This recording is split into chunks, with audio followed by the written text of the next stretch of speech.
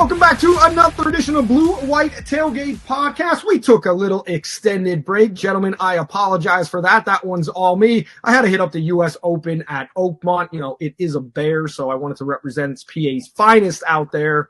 So I apologize. Mike Gross, Frank Bonanni here as well. And a great show here today because we got former Penn State quarterback Zack Mills talking everything from his time at Penn State to how a quarterback progresses into his senior year and what needs to be done to get over the top. But we're going to start on the wrestling mats. Frank, going right to you.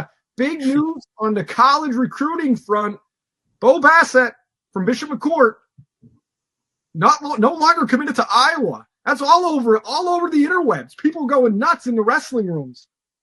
Bo Bassett is a high school social media phenom. And he's a good wrestler too, but yeah, like the top wrestler supposedly in his class in the country, who is 90 minutes from State College, picks Iowa back in February.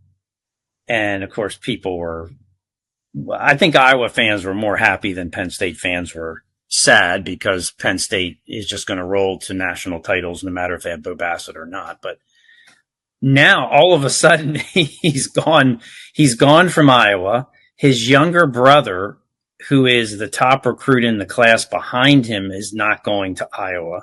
So I think Penn State's the favorite to get Bo Bassett. So Penn State will have the two top recruits in the country coming in this summer to join them.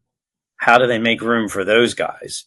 And then if Bo Bassett does end up coming to Penn State too, then he's the top recruit in the following class. So now there's only 10. The problem is there's only 10 wrestlers that can wrestle at a time. And it's almost like they have too many really good ones. A large recruiting bag was the rumor on that.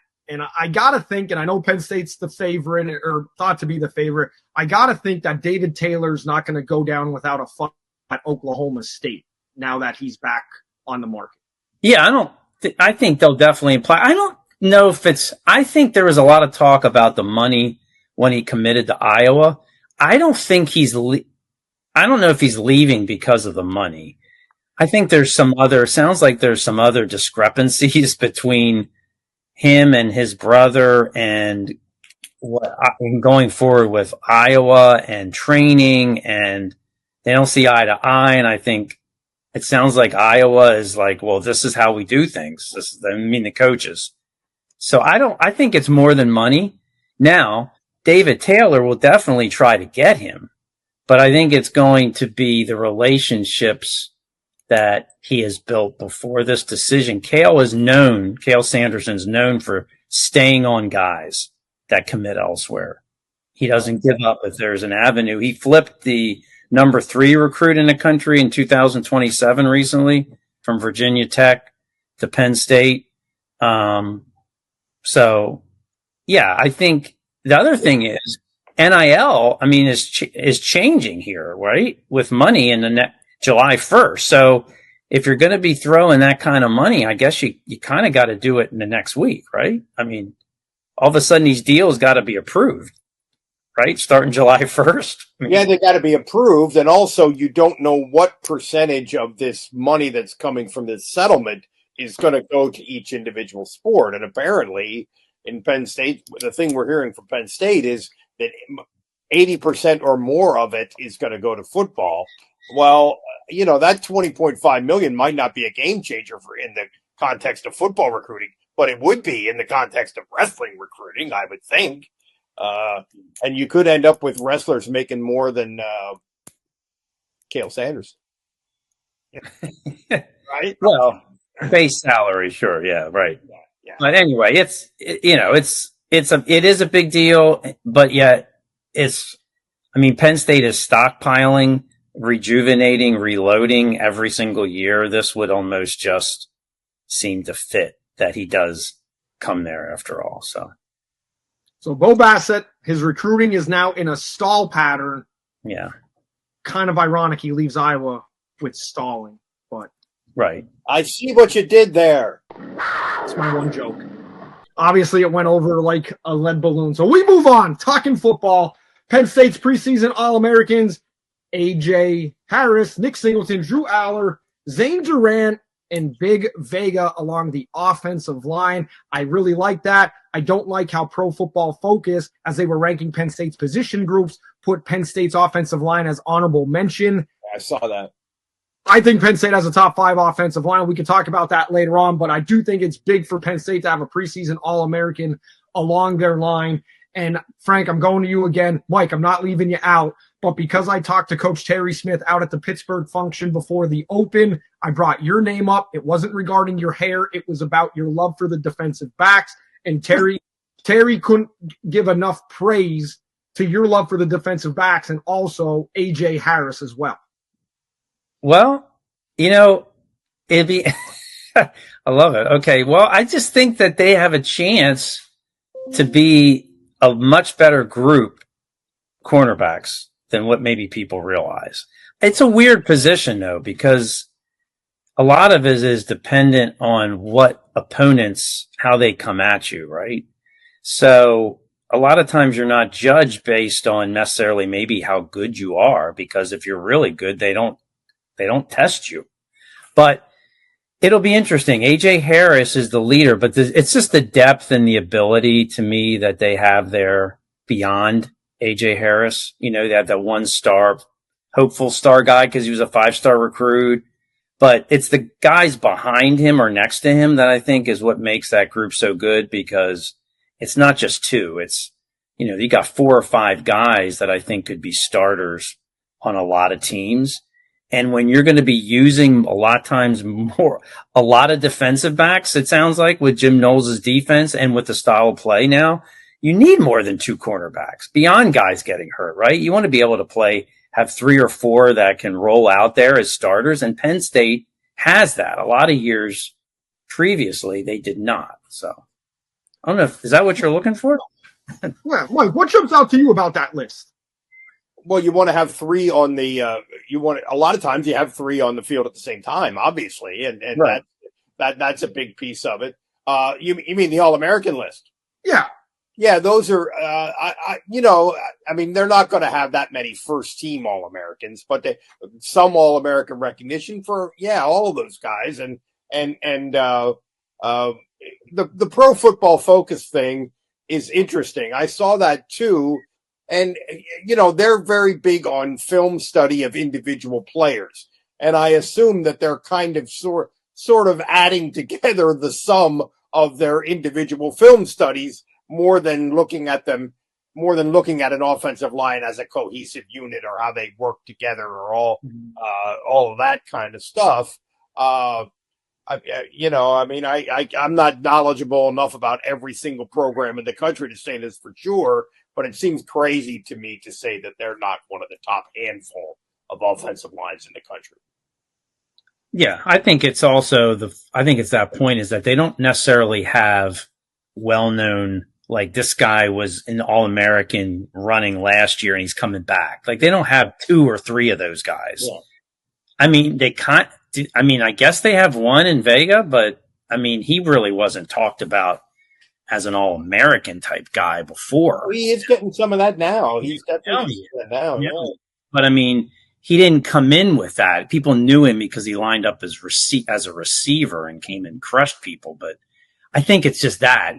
We know, if you follow the team, you know that Penn State has more talent and depth there overall, and that they have tremendous experience. Like, to me, Drew Shelton's a perfect example. Here's a guy that has, he's probably the most reliable guy in the line, but who's really talking about his act? He really is. And he plays that left tackle position too, which is to the extent that there's a glamour position on the offensive line. That's it. Yeah. He really is a low profile guy for as good as to me, there's similarities. Last year was the anniversary of the 94 team, but to me, there's more similarities in some ways with this team to 94. And I think the offensive line is a huge part of that, because that team in 94 was not ranked in the top 5 because people didn't know how good their offense would be. But the key to their offense was their line and what their line was able to do for everyone else. And I don't think people realized how good their line was going to be. And I think their line has some similarities in some respects to this one. And I think that, to me, is going to be the biggest tell as to where Penn State's offense and the team goes. How do you rank running backs number one if you're Pro Football Focus and rank the offensive line as honorable mention? Because those backs need space to run. You know, everybody could be great in the Sierra Nevadas driving in snow. Well, they're great driving in snow because they plow the road. The offensive line is plowing the road. Beautiful image. Mm-hmm. Beautiful. Well, you try passing the Donner Pass on Interstate 80 with 4 feet of snow by Lake Tahoe. You got to have. Again, I suspect that Pro Football Focus would say, "Hey, we're just doing individual film ratings of these guys based on the film, and this is what it adds up to." A good example to me of maybe why that's a little deceptive would be a guy like Nick Dawkins, who, if you're a Penn State fan, you look at Nick Dawkins and you think he's a super leader, really a veteran guy coming back for another year.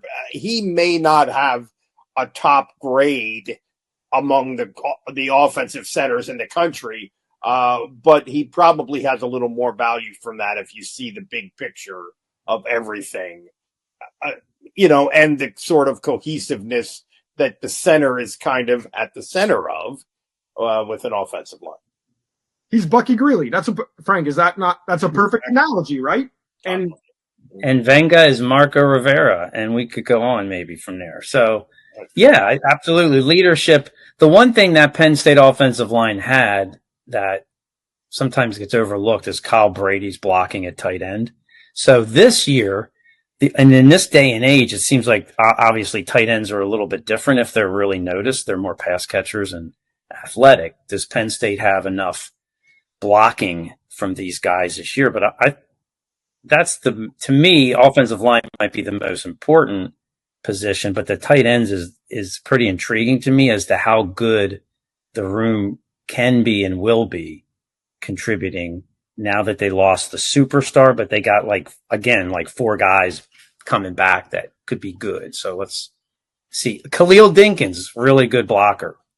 Yeah, I think the tight ends as a group, underrated. Looking at them just as blockers, I think they could be. Warren or at least. We'll see.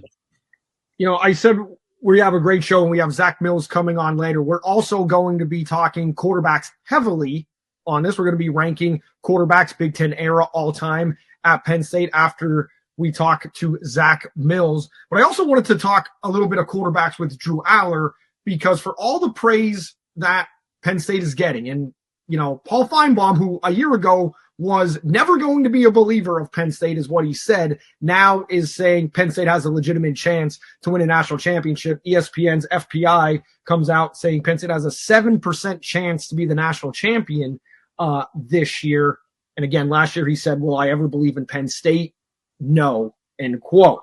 But Reese Davis, his top quarterbacks from ESPN, Garrett Nussmeier, Cade Klubnik, Lenoris Sellers from South Carolina, and Miller Moss were his top 5. This, as Pro Football Focus, puts Penn State's quarterback situation, Drew Allar and the backups, at number 7. So I ask you, is Drew Allar being undersold, and are we too hard on Drew Allar because of perceived big game performances going into this year? Or are we national media and correct in our assessment that Drew Allar is not a top 5 quarterback, as Reese Davis would say? I'm not sure I would have him in the top 5. The only guy, the only one that I'm absolutely certain I would rank ahead of him of the ones you mentioned is the guy from LSU, Nussmeier, or whatever his name is. But I think it works both ways. People, we have to see it in. There's the piece of, well, we have to see him come through in a big game. We have to see him lead him down the field at the end of the game. That. And then on the other hand, you could put together a highlight reel of him making NFL, not just NFL caliber, but elite NFL caliber throws, and people fall in love with that. So those people maybe overrate him a little bit. I don't know. overrated is always a complicated thing with a lot of elements to it. He's got a ways to go. It feels like if he gets close to his ceiling, he's going to be not only top 5, he's going to be one of the top 2 or 3 in the country. If he gets close to his ceiling, I think there's more meat on the bone, so to speak, for Allar. Frank, one caveat. I made a mistake.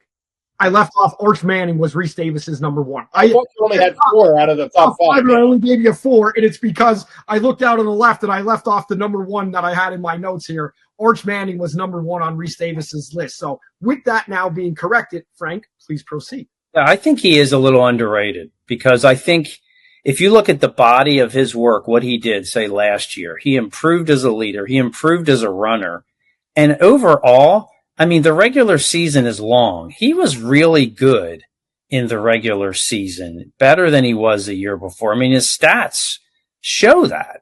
I mean, so I'm not sure, as a guy who's returning this year as a quarterback, I mean, if you compare him, and to me, he's got to be in your top 5, whether you like his big game decisions or not.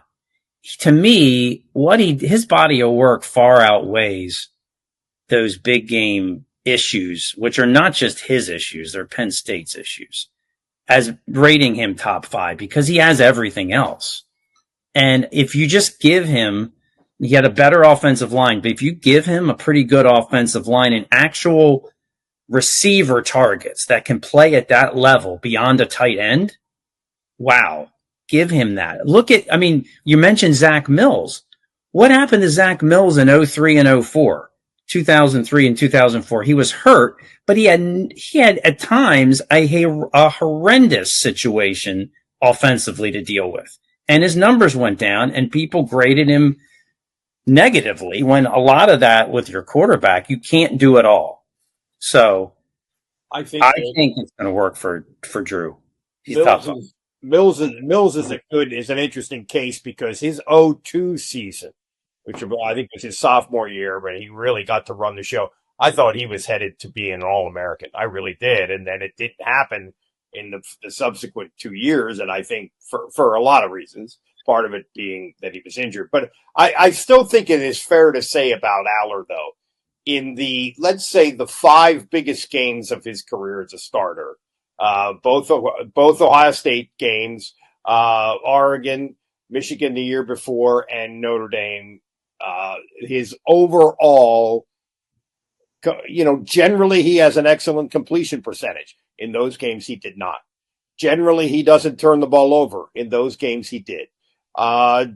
Did not throw for what anybody would regard as even an acceptable amount of yardage in those games. Wasn't all his fault, but that's a big enough sample size that I think that's a hurdle that he's got to clear this year. Oh, it's definitely a hurdle, but whether you say he should be in the top 5 or not of quarterbacks with what he brings back as a quarterback, I'm thinking that just makes him top 5 to me. So if you're not including him, to me, I'm not saying he shouldn't improve or he can or he won't, but to not put him in the top 5 is a little strange to me, considering how much he brings back that we know about. We know more about him than Arch Manning. Point. What we know about, because a lot of these guys, well, first of all, if you don't turn the ball over, that's a really important thing in a quarterback. And we don't know that Arch Manning is going to be that. We don't know that Arch Manning is going to be huge in big games. I mean, there's an assumption of things that people don't have any problem assuming things that we don't know about other guys. Mm-hmm. So maybe you look at that Drew Allar in that through that lens also. Gotta love it. No better person though to talk about a quarterback than a Penn State quarterback. Am I right? And that's what we're going to do as we bring in former Penn State quarterback Zack Mills joins the Blue White Tailgate podcast. Zack, thanks for joining us. How's everything going? Great. Thanks for having me. I really appreciate it. Everything's good. being a dad, raising 2 kids, and working. So I work for a sporting good company. So I work with local high schools and colleges in the DC area and help them with their equipment apparel needs. That's kind of like a natural transition from being the quarterback at Penn State and having to take control of a huddle, take control of a household, being a dad. Am I right? So was that transition pretty easy for you? No, these kids got me running around like crazy. And my youngest sister actually just had her 3rd, and now you're not playing man to man, so I couldn't even imagine doing that for having three in the house. Yeah. Would your wife scoff at the notion that you're running the household? Yes, that too. Absolutely. Yeah. 100%. Zach, I'm the secondary option there on that. Right. Yeah, sure. You're an option. Right. Zach, with what you're doing, I would think you get a little bit of a look at the new normal in college sports with NIL and all that kind of stuff. And from your perspective, having played, and then a little bit what you're seeing on the landscape now, do you think it's a good thing? Do you think it's a necessary thing? Do you think it's a sobering thing? What do you sort of feel about the whole landscape? Yeah, I think every person playing, college football at that level deserves to kind of make what they're worth. So I definitely am for all that. I do think talking to high school coaches and seeing college coaches come and all the different times they can recruit and have to re-recruit. I do think it'd be nice to have some more steady guidelines in place for that, as far as the transfer portal goes and stuff like that. This whole new revenue sharing that's kicking in this year, that'll be interesting with the cap on what schools can pay the guys. And I think that's great. And then, I'm all for them getting paid. I just think, maybe just see a little bit more guidelines, baselines in place to kind of help everyone kind of move forward in the right direction. So Zach, what do you think about you were a quarterback? How do you believe you would do? How much would you be? Yeah, no, I see these wide open offenses where they spread the field out and get the ball out of their hands quick. I think that would suit me very well. I'm a little jealous of those guys these days. They get to sling it around a lot and kind of play at a faster pace. And they're sort of like point guards out there, getting the ball out of their hands and getting into playmakers and making quick decisions. And I thought that was, one of my strengths that I had when I played. Zach, you were a playmaker, and everybody knows the stories back from 2001 when you come into the game against Northwestern, say a little joke in the huddle to get some of the older guys, the stare out like, who's this freshman coming in to lead us here on a game-winning drive. But the Ohio State game, we're 68 days away from the opening of Penn State football. You had a 69-yard run. We couldn't get you in on Sunday to match that day up. So that 69-yard run where you hop over Mike Doss, what did that moment just do for your career as a freshman quarterback at Penn State to kind of jumpstart everything in 2001 leading into a very successful 2002? Yeah, I think that just gave me the confidence to know that I can play at this level, I can excel at this level, and I can be super successful. That type of game was kind of a statement game for our entire team, too. I mean, we had kind of struggled coming out of the gate. And as an offense that day and defensively struggled in the beginning of the game. But it was one of those games where we were kind of shooting ourselves in the foot. It was more of us making the mistakes. We missed a couple field goals, a couple turnovers. And the next thing you know, we're down 27-9 mid-third quarter. And we were able to kind of fight our way back into it, made a couple plays. And I think that kind of sprung us forward for the rest of 2001 and into 2002 also. Hey, Zach, how about a favorite Penn State play from your career? Would it be something from that game or something else? Just something that resonates maybe with you the most here 20-some years later. Wow, that's a great question. For me, like as a competitor, like I always look at sometimes the near misses. Like the 2002 season is, for me, the season of what ifs. I mean, we had 3 games that we lost during the regular season, and they all went down to the end, 2 of them in the overtime. And it's just like one little play here, one little decision there, and it makes all the difference. And Joe would talk about that all the time. It's the little things, that happen in the game that kind of add up and sometimes make the difference. And it really was the case for us in that season. But One particular play, I guess that Ohio State run sticks out in 01, for sure. And then, in 02, it's just an awesome run to play with the guys that I play with, a couple first round draft picks that year. And to, look back 20 some years from now and say that I played with them and, we had a fairly successful season is pretty cool. My favorite Zack Mills play would be from that Ohio State game, but another play in that game, right? That to me kind of showed who you were as a quarterback when the ball snaps and flies over. Oh, yeah. Beginning the fourth quarter. Yeah.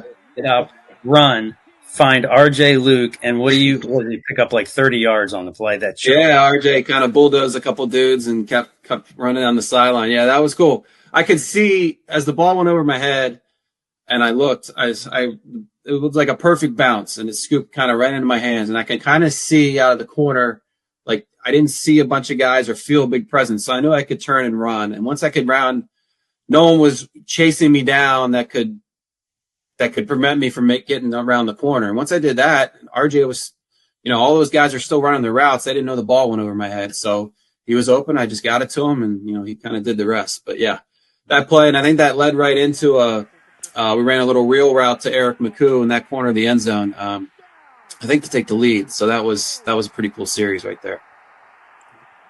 Zach, that 02 season, I remember thinking you really were that point guard kind of guy that year. And not so much your own performance, but 03-04 offensively, would you agree that it didn't quite come together the same way? And if you do agree, why not?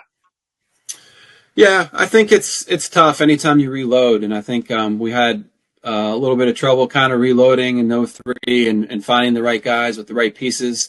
I think in 04, we had some guys in place. We kind of moved Mike Robinson around to many different pieces. We had Mo Humphrey, I think, was one of our receivers that came on pretty strong towards the last part of the year. But again, we just fell a little bit short in a couple of those games. I think we played Purdue, kept it real close, could have won that game. They were nationally ranked. Ohio State at home again. Had them up. We were up in the fourth quarter, I believe, and just couldn't close it out. So I felt a lot better in 04 than 03. But obviously in 04, we still wanted to get those wins. But I could feel the momentum building. That goal line stand in Indiana, that the defense carried us through and throughout that year. And that it really does. That momentum carries over. And I think you saw that in 05 with, Mike kind of taking over. And then we got a couple more skill guys in those positions at, a receiver and stuff like that really helped boost that offense.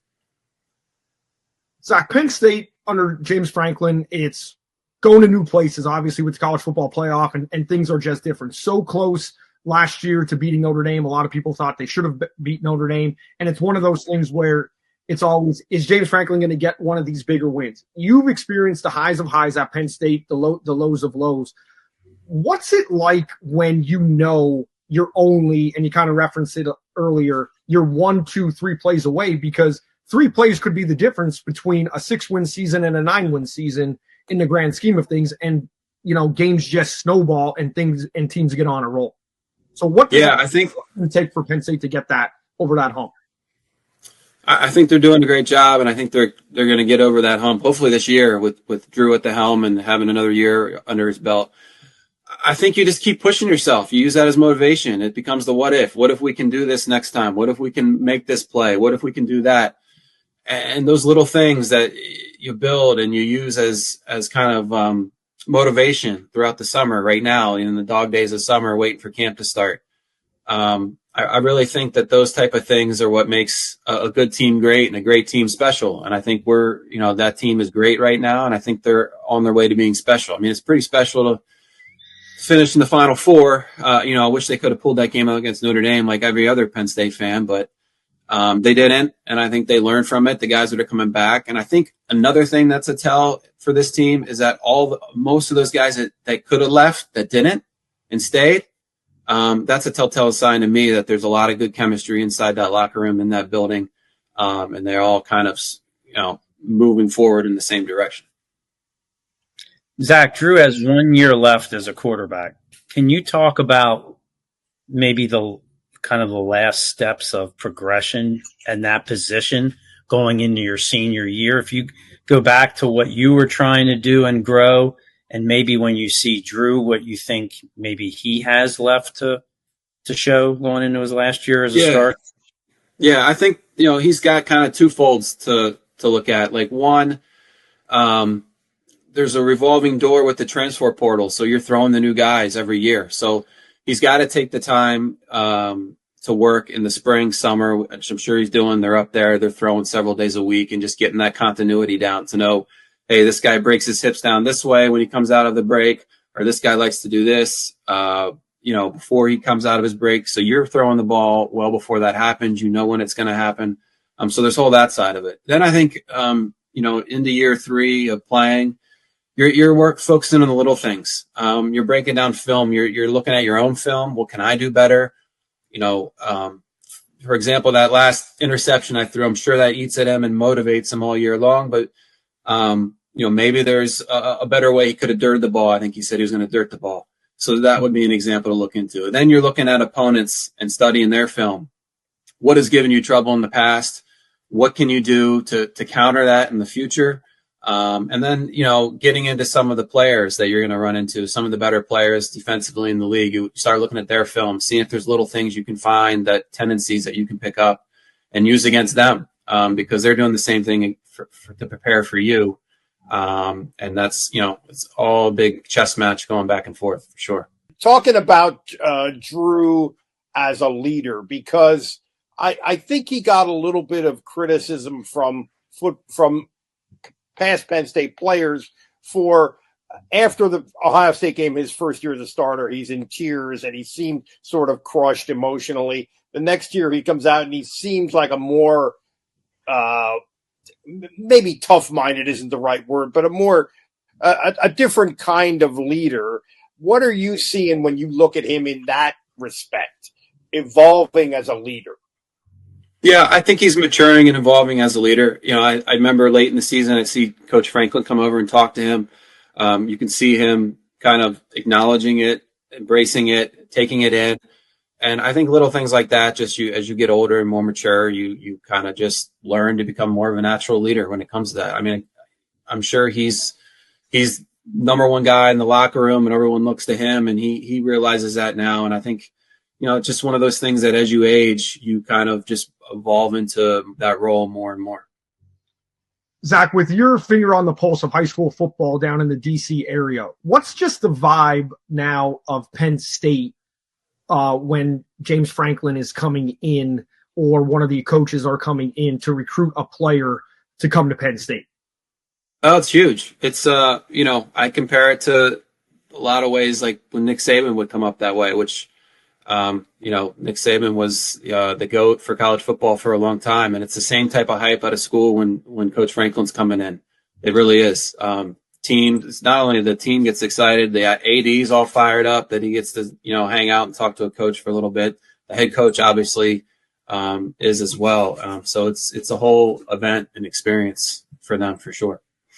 This is the last one for me, unless Frank has one. And I just wanted to know, can you, with the current system that we're under, can you imagine Joe Paterno coming down to recruit you in this system? Can you give us how his recruiting pitch would go to you and this whole NIL? And Zach, we could offer you $500K or whatever it is.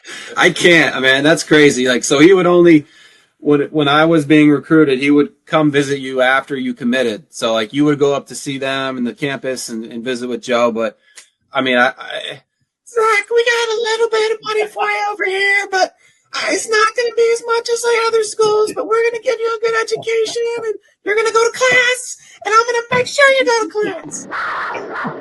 Wow, that was good. It never goes away. Oh, never goes away. You went right into that. You exploded into that. Yeah. Very No, my Joe Pa, and anyone that's been there for 4 or 5 years, through Joe, has the Joe Pa down pat. For sure.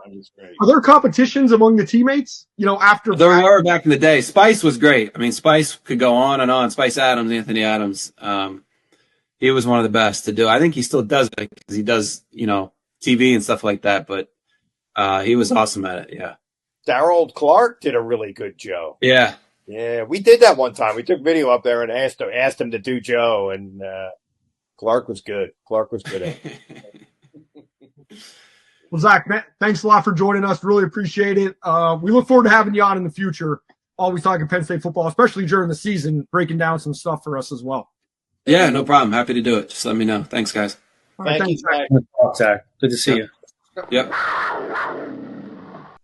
Great time with Zack Mills. Want to thank him for coming on the show. Look forward to hearing from him in the future. I always remember Lee Corso saying about Zack Mills, he was a gamer. And he was very emphatic with his pencil as Lee Corso gets set to retire from College Game Day. Zack Mills is a gamer.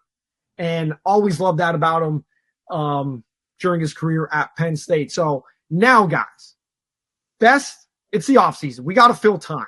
Let's talk best Penn State quarterbacks to wear the blue and white. Where do you guys want to go first? Do you guys want to go Big Ten era, or do you guys want to go all time?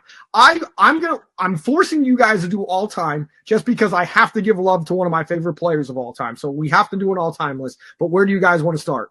Big Ten era or all time? Well, if we do all time, you can kind of extrapolate Big Ten era, right? So we got to start Big Ten, right? Yeah, let's start Big Ten. 10 points, Mike, for you using the big words extrapolate. I'm going first. You're going to go first because you're using the big words. Well, you know, I was an English major, but so these are Mike Gross's top 5 Penn State quarterbacks during the Big Ten era. Okay, I'm going to go Kerry Collins, number 1. Michael Robinson, number 2. Trace McSorley, number 3. Darrell Clark, number 4. Drew Allar, number 5. Wow. Well, there's not a lot of choices at the top, right? So we're going to be a little. The Big Ten era, you're we're going to be a little similar here. You know, I go with almost the exact same list. I'm going with Kerry 1. I'm putting Trace number 2 over Michael Robinson only because, well, the all-around skills were very similar, though they were different body types. But Trace he did it for more time, and I think he did it his production was unbelievable. So it's a very close race for me, but Trace number 2, M-Rob 3, and then I go with your same lineup with Darrell and Drew. I mean, I think Sean Clifford is right there too, but I would put him behind Drew, and I think Drew, obviously with 1 year left, has a chance to move up in that list with his last year. So I would say so. I would agree. All right. So I have a feeling this is going to be good with police. Here's my top 5, and I throw loose, big fella. I throw a curveball in here, and I did it with this. My criteria was simple for this: it factor and 1 drive to win. That's kind of what I was coming down with. Obviously, results mattered as a whole, but because so many results for Penn State quarterbacks are similar, I wanted to know who am I giving the ball to with 1 drive with the game on the line. So I'm going Big Ten era, Kerry Collins. I'm going Trace McSorley because, Frank, as you said, did it for a longer period of time. Michael Robinson, the guy never left the field with the football, not leading the game. And just remember that as the starting quarterback at Penn State, as the full-time starting quarterback at Penn State. Darrell Clark, and I'm going with Zack Mills as number 5. And it's not because Zach was on the show. It's not because Zach was on the show. There is no bias. I don't want anybody saying that. And Zach, if you're re-listening or watching this, I don't want you to think I threw that in there because of it. It's because his freshman year, he comes in. He takes a team that's out of a tailspin, which I think was kind of put into a tailspin because of, geopolitical events that went on in the country, and it kind of set them back schedule-wise, and kind of they didn't really recover, which were much more important at the time than sports in 2001. And then it's just, there was nobody around him. You, me, and Dupree were catching passes in 03 and 04, and the 3 of us were the center and the 2 guards in 03. I mean, yet he got up pretty much every single time to go back, had no arms, had to change deliveries because of injuries. And I respect that. And that's why, and I think he was a gamer, as Lee Corso said, and a fully healthy Zack Mills, I think would have been able to do great things at Penn State. It's a pretty good argument. I was a big fan of his. And again, as I said before, that 02 season, if his career was on an arc where he would maybe be number 2 on this list, with 2 years left in his career, and it didn't work out that way. I think largely because he was injured and because of what was around him. So yeah, I don't disagree with that argument. I was very pro Zack Mills, and I think most of the guys covering the team, most of the people covering the team were pro Zack Mills too. He got a lot of grief from the public, as we documented, in some cases from his fellow students. I mean, it was pretty brutal for him for a while, and unfair, and totally unfair. But yeah, I'm pro Zack Mills. It's a good call. I mean, honestly, I think he was the most entertaining Penn State quarterback I ever witnessed, and that freshman year was astounding. They were 0-4, and he came back to lead that end of that first win, and they nearly ran the table the rest of the season. If he doesn't injure his ankles really pretty badly at Illinois, they win that game hands down. Okay. They don't lose. And then you're going on that kind of a streak into their final game. They would have been the comeback team of the season if he doesn't injure himself, because they were magical almost with him, and he carried it over. And, he was great to cover too. It was what might have been kind of story. And I kind of agree with this side. Here's the thing that I want Penn State fans to remember about Zack Mills. After struggling in 03 and the injuries, and 04 with the injuries and the results not being there, not all on the players, by the way, definitely not all on the players. His final game in Beaver Stadium, the way he went out with the performance against Michigan State, is one of the best moments to me that you could script for a quarterback going out at Penn State. And for all the naysayers in the public, well, there was this interception or there was that. They're the same people that turn around and say, well, this person's in the top 5, this person's in the top 5, and we have an interception in the Rose Bowl, which Trace McSorley has talked about on this program, and Drew Allar threw an interception in the Orange Bowl. So I don't want to have one thing now down to one single play in a game, right, when going through these lists. But that's just mine. So I think that was a great discussion. I love that. So now let's do all time. That was so much fun. Now let's do all time Penn State quarterbacks. Am I up? Who wants to get, Frank, do you want to go first or do you want me to lead off? You go ahead. We can't get enough of what your takes are here. I tend to be the most controversial, so that's a good call, Frank. Kerry Collins, number 1. Todd Blackledge, number 2. Trace McSorley, number 3. Michael Robinson, number 4. Darryl Clark, number 5. Chuck Fusina, future guest on the podcast, talked to him, number 6. He's not there because I just talked to him. The greatest single performance for a Penn State quarterback ever gets this man at number 7. Tony Sacca, 1991 in early October against Miami. He's number 7. I think the most underrated Penn State quarterback. John Hufnagel, Canadian football icon and legend. Zack Mills at number 9. Richie Lucas, because if his offensive line didn't block for him, he'd smack him in the face in the huddle. Matt McGloin, the Scranton Slinger, at number 11. John Schaefer, 12. And because I've already outlined, Drew Allar at 13, because he's still there and he needs to take the next step and keep going forward. I know he's more talented than guys ahead of him. Followed by Sean Clifford, Chuck Burkhart, Wally Richardson, Christian Hackenberg at 17. Wait. How many did you just name? I just went to 17 just because I wanted to throw I cannot believe. I think that's what Andrew's list is. Paul Cianciolo. Is that our assignment to rank the top 17 quarterbacks? No, it was only top 10. Paul Cianciolo, more touchdown passes against Michigan than Anthony Morelli, by the way. Boom. Book it. Frank, you're up. I'm not going anywhere near that. 17. I'm not even going to go. Okay. I'm not going to change my Big Ten list too much, except that Carey and Trace, and then I'll throw Todd Blackledge in at number 3, then M-Rob.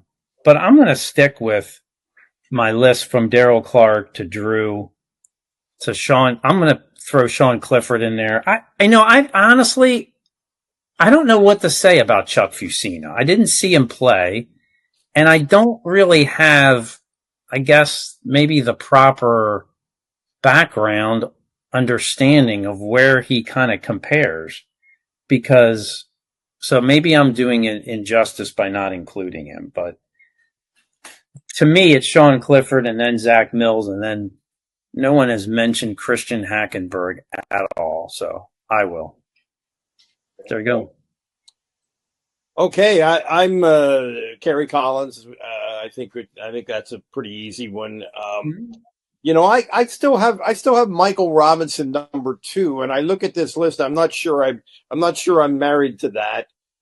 He might be the worst passer on this list, or at least the worst passer on the top 10. But I thought that was in such an important season in the history of the program, the evolution of the program, and he was a true MVP. He was probably one of the 2 or 3 most valuable players in college football that year. So anyway, I'm sticking with him at 2, I guess.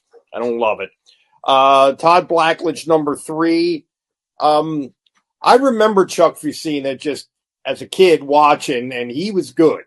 He was very good, and he was a first-team All-American and finished second in the Heisman voting. So I'm going to have him number 4, just sort of based on that.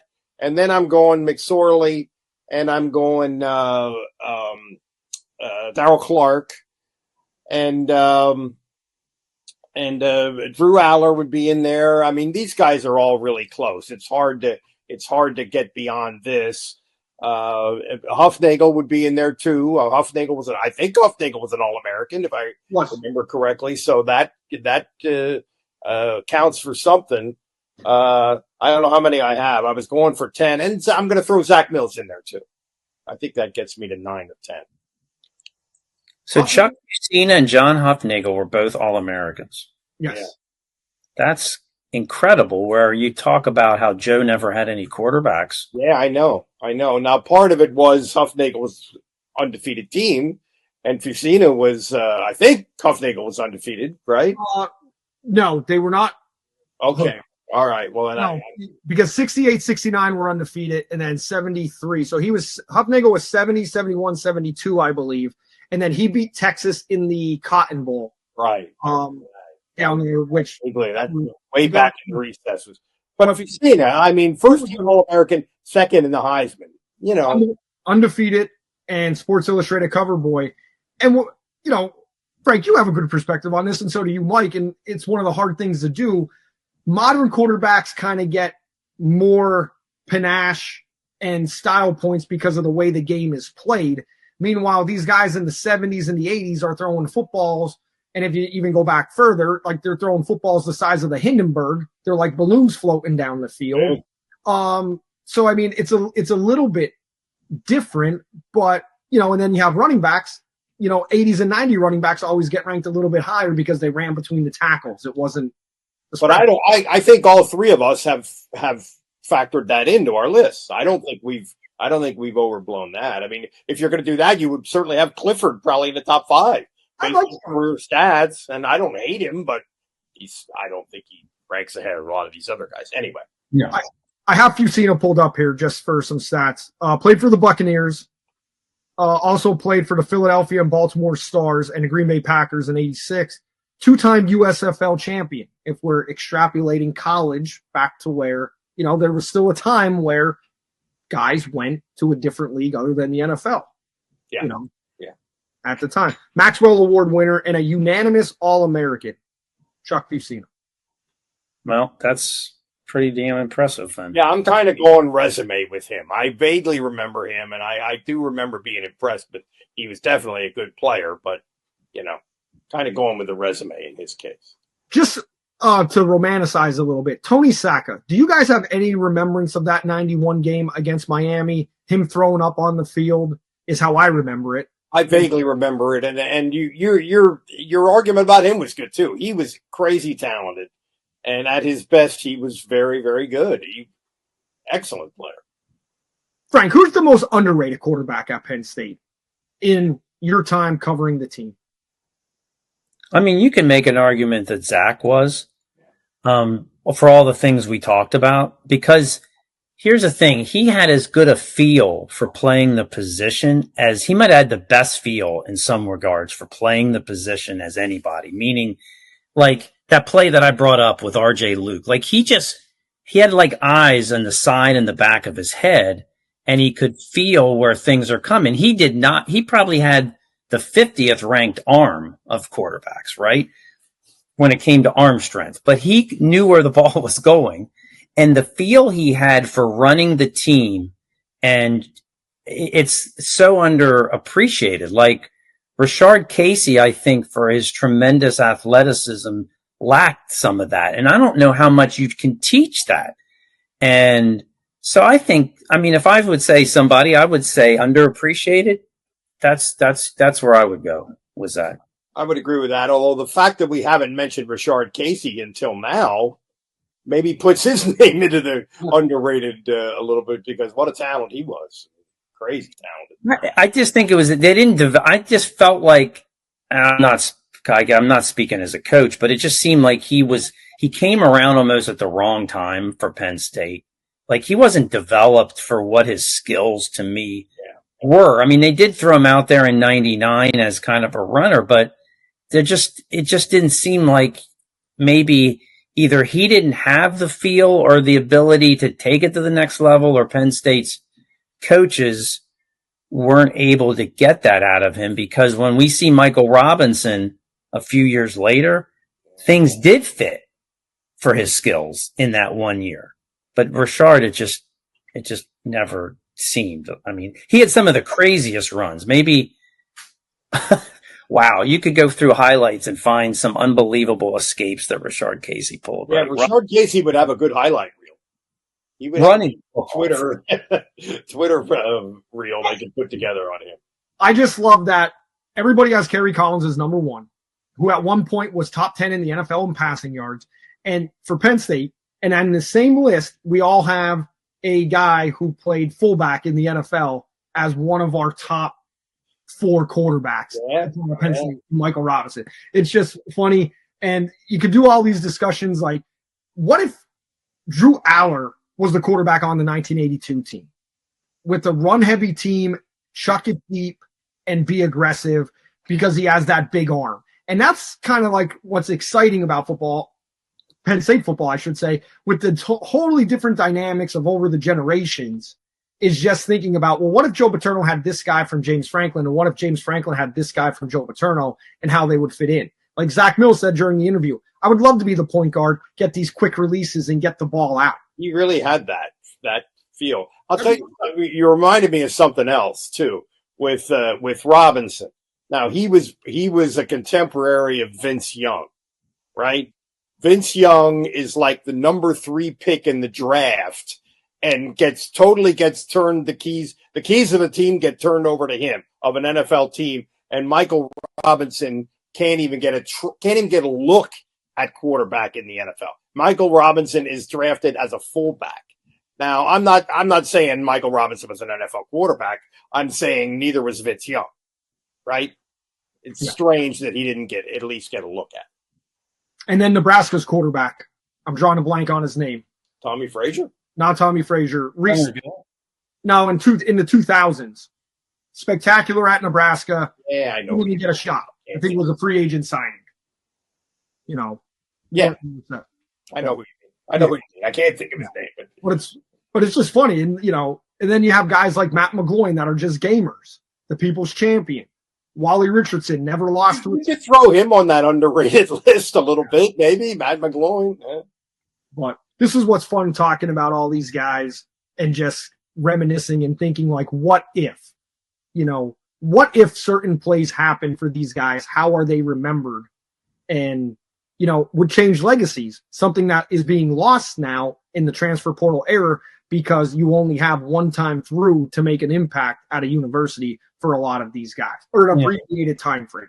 What if Drew Allar had good wideouts, and that's what we hope to find out this year, because while tight end can help you most of every one of those other quarterbacks that we brought up had a guy they could go to on the outside that was really, really good.